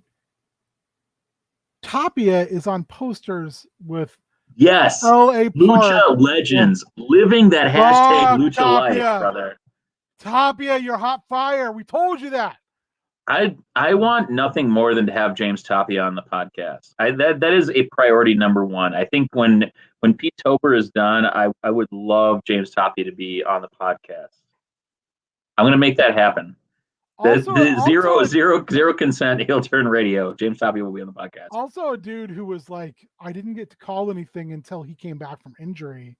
Yeah, and he was very much like, I was like, you're fucking kidding me? Like, you were great in that match, and like, thank you for like putting on that show and allowing us to to call it. Yeah. So yeah, Tabia's. Oh man, I'm so happy for him. I feel like those guys are living their dream, and it is very, very beautiful to see. It's really heartwarming. I mean, we got a chance to see JDX, on AEW Dark a number of times now. We saw Tapia on Dark. He's been all these amazing lucha shows. Brandon Gore. I'd like to see some more 10%. Be Gore. Collar elbow. Boom. 10% off, baby.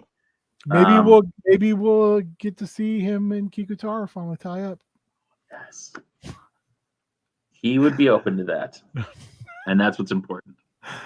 Oh gosh, another one of my favorite moments ever. Interviews. Him and freaking Cal on the podcast was just a freaking riot. The would-be Minnesota stretching crew 2.0. So good. So good. Velour jumpsuits. Yeah. I mean, and it's frustrating, I mean, I think Mr. 17 didn't get a chance to really I think he was on the verge of really breaking out locally, when the pandemic hit. I think that Cal has all of the when you give Cal a microphone and he's motivated to get shit over, the dude slaps. He's got that fire, and I, in some ways I'm really interested, to revisit the Mindy 50 this year after not doing it last year, and kind of thinking about the people that have graduated, because I would consider JX graduated out of the Mindy 50. I would consider Dante and Darius graduated out of the Mindy 50. What about Josh Tapia? Yeah, Jossie. Jossie, I think, is still local enough. Won the Black Wrestlers Matter title.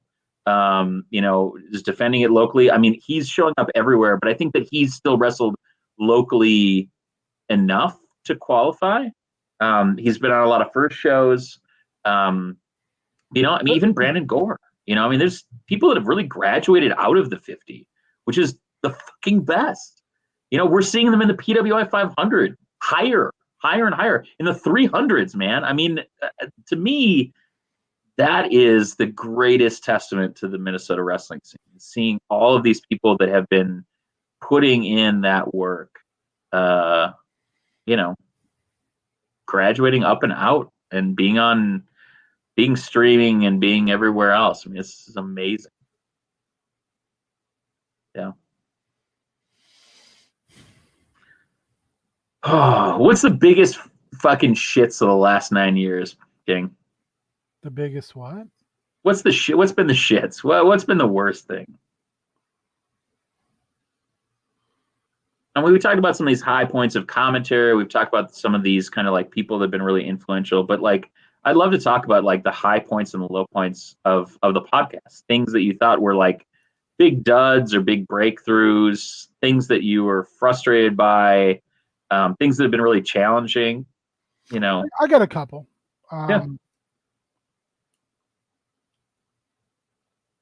Being put in a position by MAW where we had to leave. That sucked. Yeah. It was fucking awful. And then to have people say things that just weren't true. Yeah. That was awful. Being spit on. That sucked. Yeah.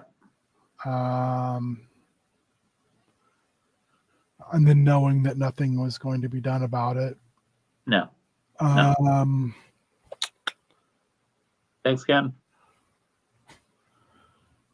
Dale Gagner just out of the blue talking shit on us.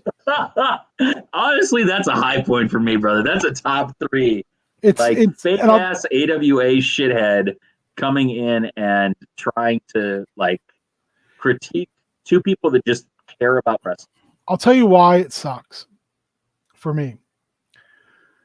Because when you get shit like that from someone who ostensibly is got a name, whether it's good or not, has a name and you don't.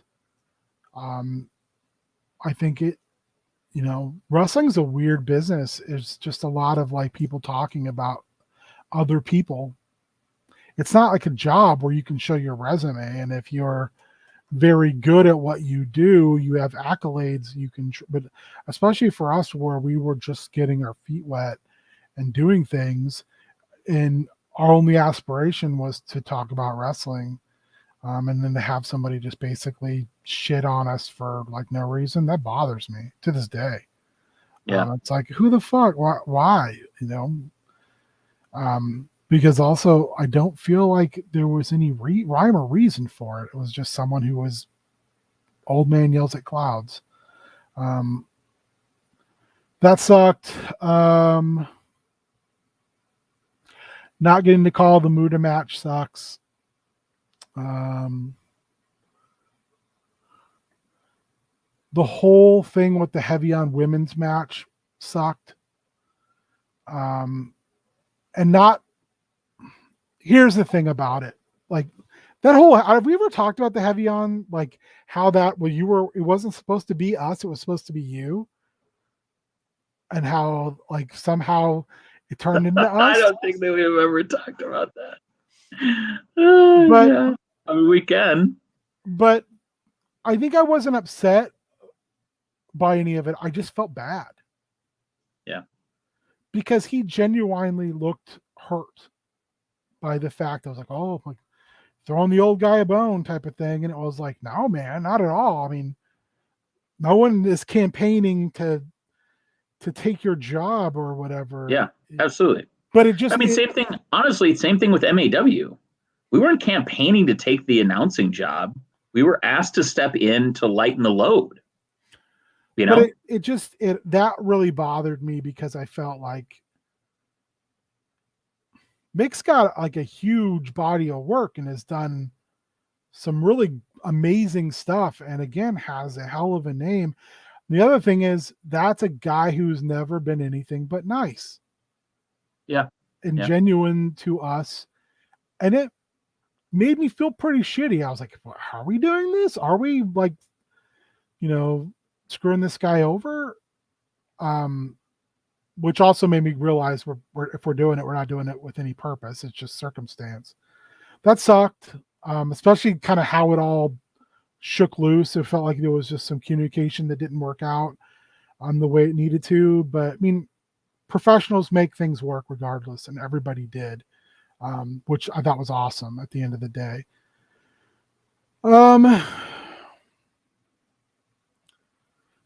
What else can I complain about?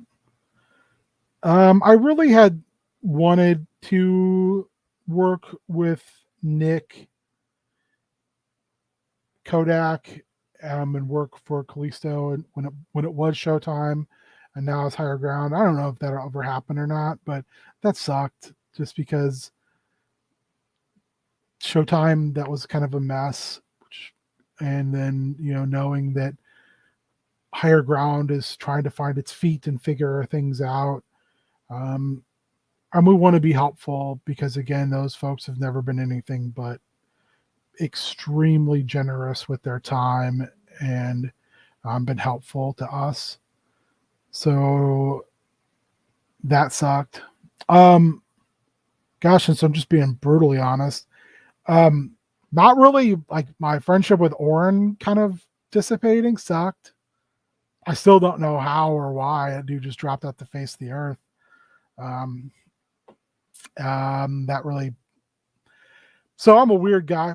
If you get to come to my house repetitively, if I feed you, um, if I am inviting you into that kind of circle of things, it's a big deal to me.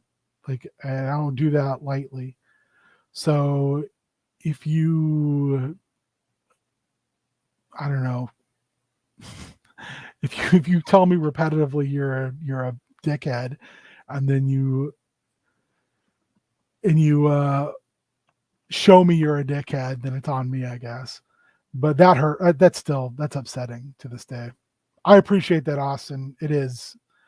Um, I would say the big one though, the one that probably hurts the most is again, I'm being probably way more honest than I need to be. We haven't called anything for first because Yeah. as much as I dislike my commentary, as much as I am frustrated by me not being as good as I think I should be, I think we're very good as a group, and I think I listen to other commentary. I listened to commentary for a national promotion not too long ago, and I literally messaged you and some of our other friends and said, "How the fuck is this on the air? This is Is that the brutally, one that brutally bad." starts with a G and ends with a CW? I was like, I don't. Is this appeal to someone? Because it doesn't appeal to me at all. Like, Yeah. they're not even talking about the match. They're not doing. There's one thing where you can have some fun, like Yeah, it's not like PWG. Chuck Taylor and No, Excalibur, but level. when you're just like every other word is fuck, and it's just, I don't know. It wasn't for me, and I found it to Not be your just cup of like tea. not at all. Yeah. That sucked to feel like pop, where's the call up? You know, it's I mean, I will say that I have privately pitched me and Mick Karch. I'm sorry, I couldn't help. I feel so shitty for saying that, even joking about it. Because again, Mick has been nothing but like super Nick's super gracious. cool. He even Like like when we were approached, it was about like, hey, like Beard, can you fill in? Like Mick yeah doesn't have a partner. That'd be great. And we literally like couldn't make the timing work for Heavy On to get it out. And Heavy On was like really passionate about getting Fortune Mania 1 out. And so we had that opportunity to say like, hey, we can jump in and like get this done. And if you think it's good, and if you want to put it on there, that's great. If not, we can wait. And if something, pans out to work with Mick or whatever, right? Like, again, that was one of those like, hey, we like your shit. Like, do you want to jump in? We think Beard would be a good compliment. If it doesn't, and then we were like, okay, if that doesn't work out, like, we'd be happy to try it out and see what's what. And we had a great opportunity. I mean, I'm super thankful for all the shows we got to call for Heavy On. It was an opportunity to call matches for some of our favorite people, veterans and non-veterans, and then have the opportunity to call like, what the fuck, man? Super crazy, Ariba King, like, come on now, like the people that we had a Ultimo chance to call, Dragon, Ultimo fucking Dragon, fucking King, my man exchanging Sonny Ono. pleasantry on Sonny Ono coming by in the fucking pouring rain on his birthday, talking your ass up, and like you having to like move your microphone out of the way so you can have a conversation with Sonny Ono on the side while we're there trying to set the matchup is one of my favorite memories. It's one of my favorite memories because it was so authentic and it was so um, a product of someone like an Eric Cannon being so gracious to help us, get you to a WrestlePalooza, which we've been trying to do forever. And what an amazing opportunity. And then, what an amazing opportunity to meet, like to be sitting next to Sonny Ono and his wife. But the fact that Sonny remembered you, I mean, that's amazing, right? Like that's one of those wrestle stories that can only happen in, a kind of niche kind of community, and it's so amazing. So, kind of getting back to that, one thing I Yeah. will say is, Heavy On has never done anything but treat us like fucking gold. It's been Yeah. one of the best experiences I've ever had. I don't talk to Dave that much, but I also want to point out how awesome he looks. He's lost all that weight. Yeah. And Dave has again been nothing nice. John has been a fucking saint. And then almost everyone, with a very few exceptions at Heavy On, it's a joy to go do stuff there. It's fun because we go in and we do our work, we say our thank yous, and we leave. Yeah. Which is super cool. It's fun. The first thing, I mean, is just me saying, like, I think we're good as a group. I think we're very good as a group. Yeah. And I think when it comes to groups in our area, I don't think there's a lot of people that when we're on can touch us. I mean, I don't want to sound braggadocious, but I think that that's just how it is. That's just the flat reality of it. Dude, you saying that out loud and being complimentary of our commentary fills my heart with great gratitude that you can feel that the three of us I'm together. not talking about me. I'm talking. Well, I know, but hey, dude, it's a team effort, and there has to be some admission of your decency within that team, which to me is a huge step for you within our cohort. The last thing that sucks is what Chikara turned into. Absolutely broke my heart. I'm still upset about it. I'll probably always be upset about it. Yeah. So to talk about the good things out of that is the people that came out of that experience on the positive side, who we've been able to maintain contact with, and who are just, I mean, go listen to probably a month ago we talked to Calix, again, it's just a bunch of people talking like we were sitting in the same room. I don't know him as well as you know him, and I felt like I'd known him for a long time. And he's just one of those people. You know, I think like a lot of people we've met in wrestling, that's just like, your heroes don't have to be the grizzled vets. Your heroes can be fucking Big Calix living his big fucking life. And just talking about different stuff. Lucas Calhoun, Chris is just, again, salt of the earth. Yeah, just an amazing human. And these are people that are, not talking about the local folks, that we have the opportunity to have more contact with. But, I just, every dark cloud has had silver linings when it comes to wrestling. And that's been an amazing experience. And I am very, very grateful for it. So to end on a high note, I was thinking maybe we could do a little watch along. Fantasy Super Cosplay Wrestling has published the Toxic Crusader Championship Roadhog, which is friend of the podcast, Zane Riley, versus Wreck-It Ralph, Lucas Calhoun, versus the Sandman, which is Storm Thomas. Thoughts? What do you think? I'm in. Let's do it. It's a good way to wrap it up. If you want to check out Fantasy Super Cosplay Wrestling, it's Fantasy Super Cosplay Wrestling. You can search for them on YouTube. They have their own channel.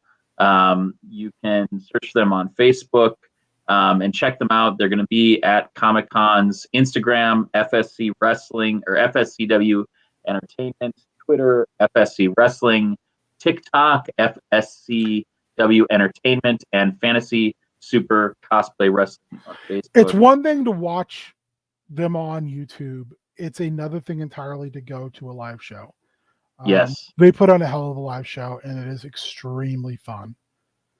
Yes. If you feel comfortable in going out to a show, highly recommend it. If you're not feeling comfortable now, please check it out when we're back in a place where we're all feeling better about it. And just, it's amazing. It's amazing to see all these kind of like fictional characters interacting, and the wrestlers that they bring in are absolutely top notch. Like we said, Kimberly, Zane, Lucas. I mean, shit. There's so many good people Dan that are Corbin. part of it. Yeah. Corbin was great. Anyway, so yeah, we're gonna wrap this up tonight. We got a beautiful 11-minute match. A little Wreck-It Ralph versus Roadhog versus Sandman. Also, I've heard Pocket Sand plays into this match, which I think I may have seen a GIF of that, and I was makes like, me so happy.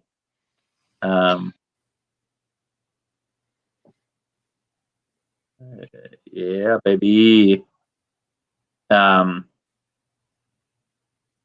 Oh, Harley Quinn. We've moved from April O'Neil to Harley Quinn. I love it. it's a really fun vibe, that entire show. It is. It's so good. So good. And so, I mean, so many talented wrestlers, commentary folks, referees, announcers. Everybody is top notch. And being able to see, I think that this is a change in what the I don't think Zayn previously represented No. Roadhog. I don't believe he did. Plus, I know he at one point was Santa Claus quite a few times. Beautiful. But there's another dude who's never been anything but generous and kind. Yeah, we got to get him on to talk about some barbecue again. That was actually one of my favorite conversations. Had nothing to do with wrestling, but we talked about booking and we talked about a lot of stuff, but we talked about we talked about the Steve Carino School of Booking, which is great. We talked a lot about rubs. Yeah, we did. And that's a guy who will, we talked about D&D. He's a D&D guy. But the thing about it was so nice was it was just somebody we reached out to and was just happy to chat with us. Yeah, for sure. And it stayed in contact. So yeah, which is always appreciative. I love that they use this as his entrance theme. Like very briefly, but a little Mr. Sandman, quite good. We mute ski on the entrance themes, and I think that they also either mute ski or shift to royalty free so that they can put these on YouTube and everything else. Spitting sand. That's some quality stuff right there. I think this is Storm Thomas. Yeah, I'm not really familiar with Storm Thomas, but I'm not, but good look for the Sandman. Man. Definitely good look for the Sandman. You take that facial hair off and it's perfect. Oh. What about the third entrance? Also not a small dude. No. Like he's a beast of a guy because Zayn ain't small.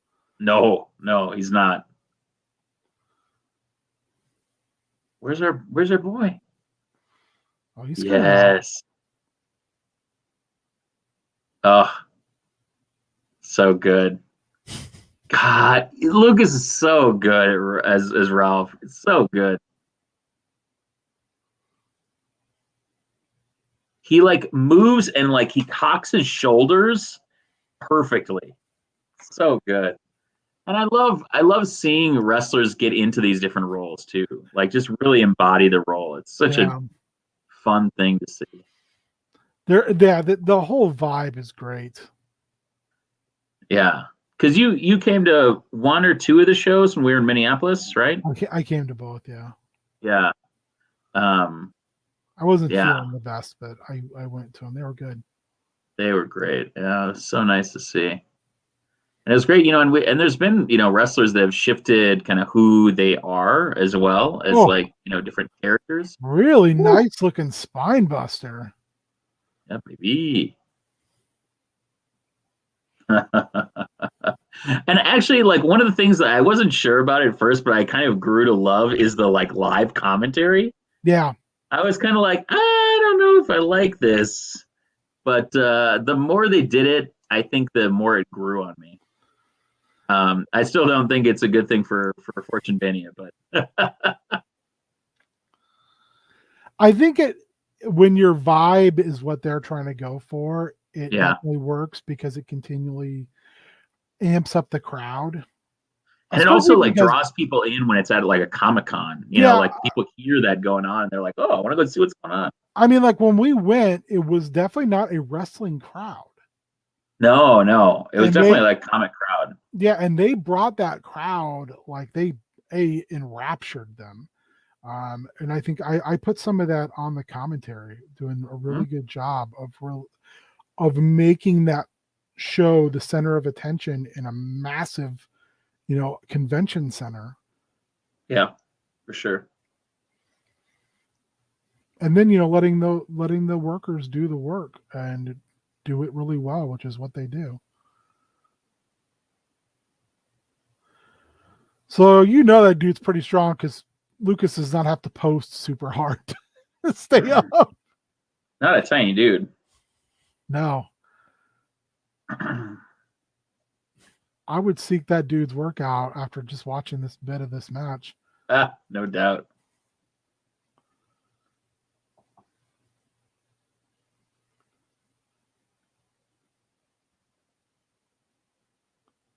Fine. Yeah. Notice that I found the camera. Yeah. The camera. Hello. So no, not to talk in front of How are you camera. doing?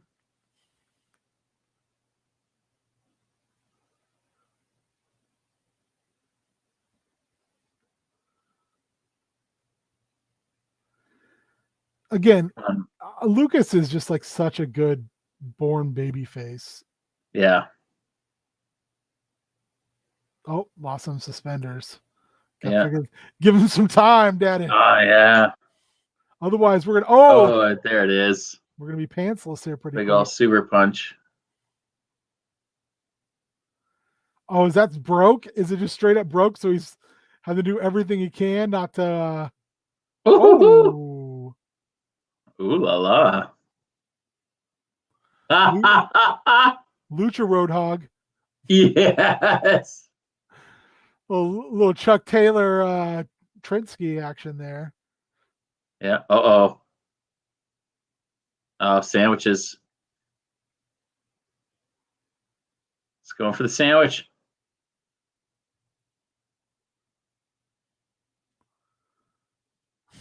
I like that he hits him with the sandwich and then, yay! Oh,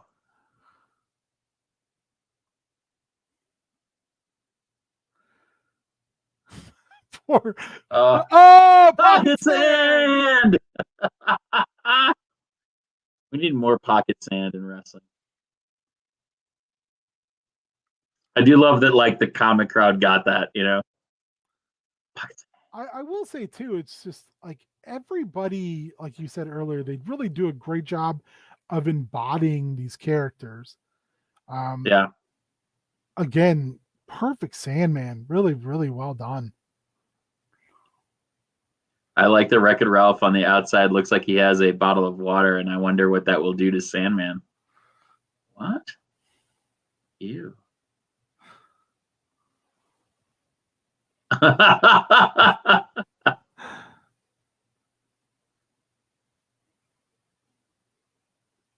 So good.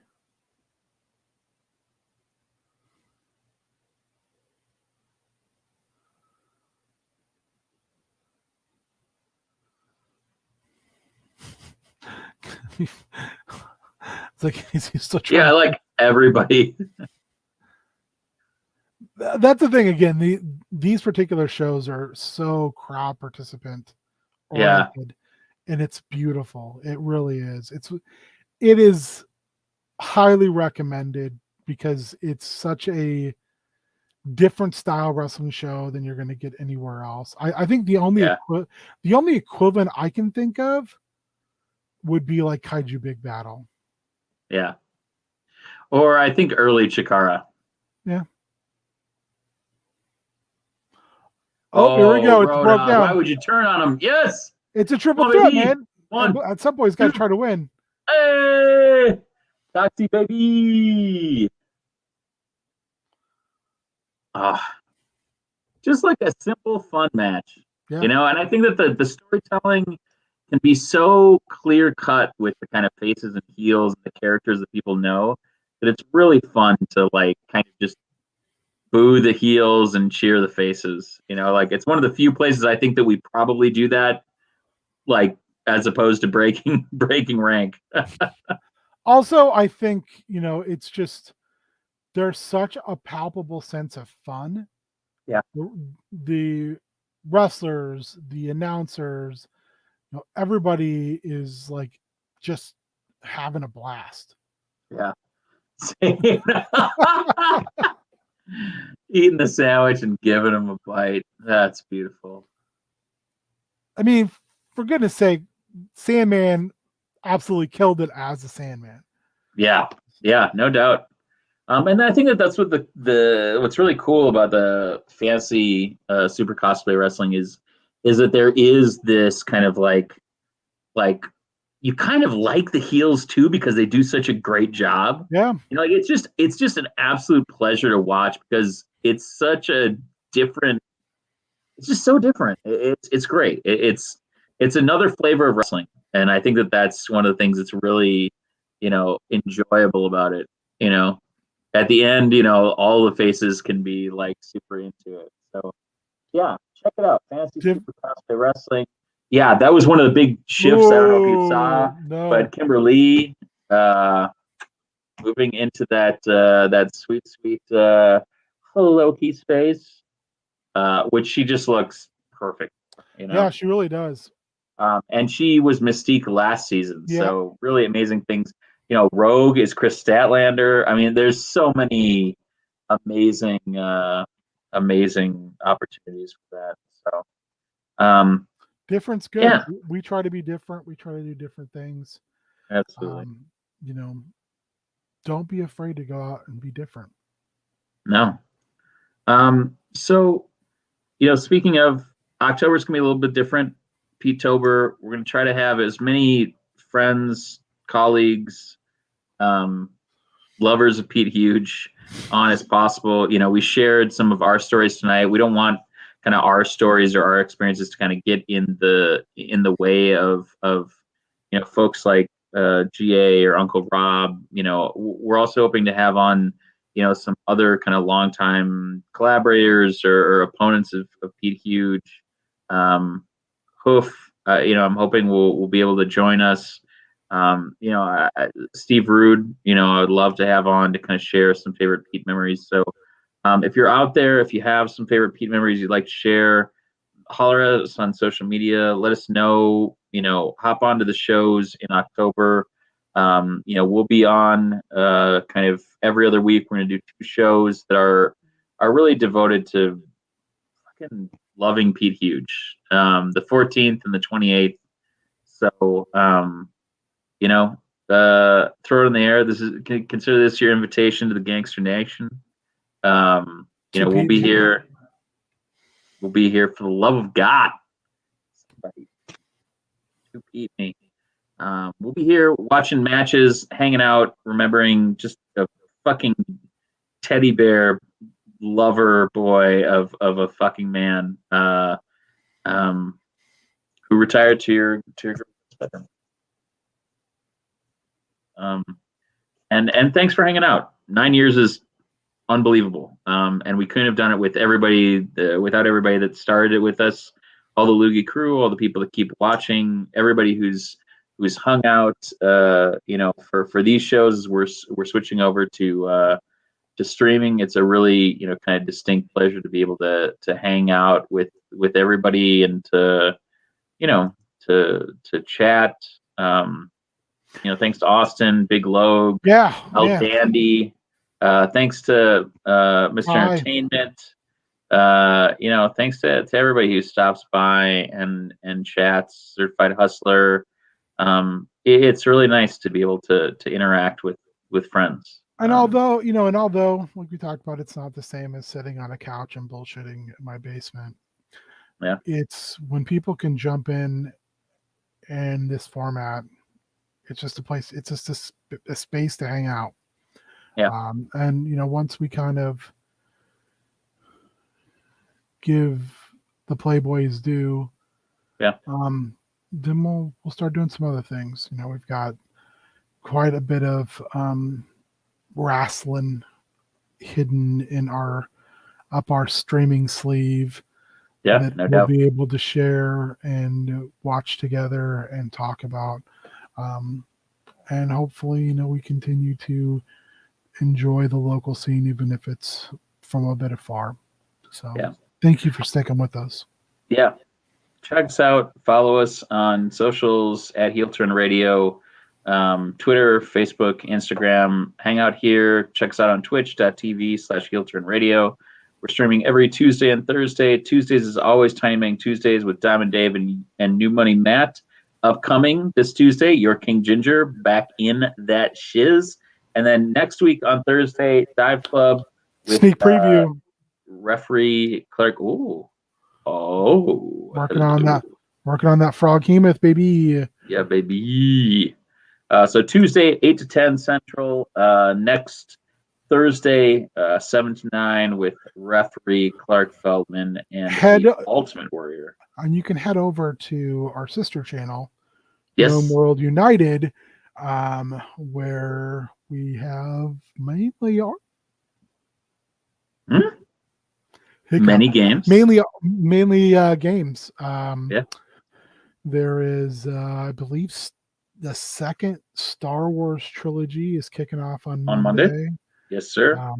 Go back and watch the first one where you can watch John Maddening play a space Karen. Yes. Absolutely. And down in Outlands every other Monday, and then Wednesdays D&DDT. Hopefully Mass Effect Aftermath. Yeah, Mass Effect. And we've got coming up, superheroing coming up. Yeah. Extra Life is on the horizon. We'll definitely be hawking that. The 5th, 6th, and 7th of November. Yeah, be raising money again. It's a challenging time to be a Beard. kid. You may or may not believe this, but I too was once a children's. What? I know. So always a king in our heart, but once a prince. Oh, never. Check it out. Be a part of things. We all got to know each other because we just willed it to be. So if you want to be a part of things, jump in. Let us know. Yeah, jump in. Both feet. So I'm the Beard. I'm your King Ginger. And this is Heel Turn Radio live on Twitch, Facebook, YouTube, and wherever you find us. You find them good Brestle boys. We'll see you in 2 weeks for the beginning of Pete-tober here on Heel Turn Radio. Up. Yeah!